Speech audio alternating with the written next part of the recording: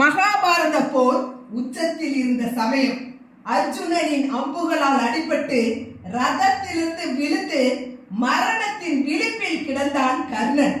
அவன் செய்த புண்ணியங்கள் அனைத்தும் அவனது உயிரை காக்கும் கவசமாக போரிட்டுக் கொண்டிருந்தன.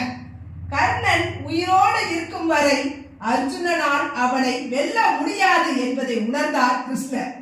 கிருஷ்ணர் ஒரு அந்தண வேடம் தரித்து தானம் கேட்டு கர்ணனிடம் சென்றார். மகா தாடியாவே, உன்னிடம் தானம் கேட்டு வந்துள்ளேன் என்றார் கிருஷ்ணர். மரணத்தின் வலியிலும் புன்னகித்த கர்ணன், சுவாமி, என்னிடம் இப்போது கொடுக்க எதுவுமே இல்லையே, என் உயிரே பிரிந்து கொண்டிருக்கிறது என்றார்.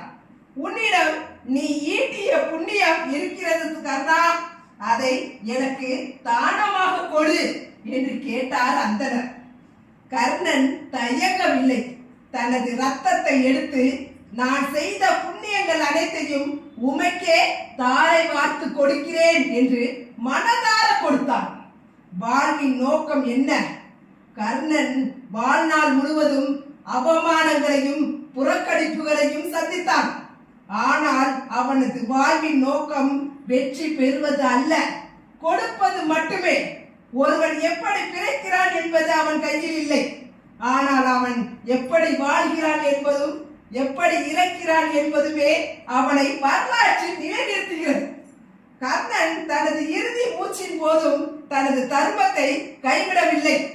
அந்த தியாகமே அவனது வாழ்வின் உண்மையான நோக்கமாக மாறியது. கிருஷ்ணர் தனது சுயரூபத்தை காட்டி கர்ணனை தனது மடியில் கிடத்தி அவனது ஆத்மாவை ஆட்கொண்டார். கர்ணனின் வாழ்வு நமக்கு சொல்லும் பாடம் இதுதான். உலகம் உனக்கு என்ன கொடுத்தது என்பது முக்கியமல்ல, நீ இந்த உலகிற்கு என்ன கொடுத்தாய் என்பதே முக்கியம்.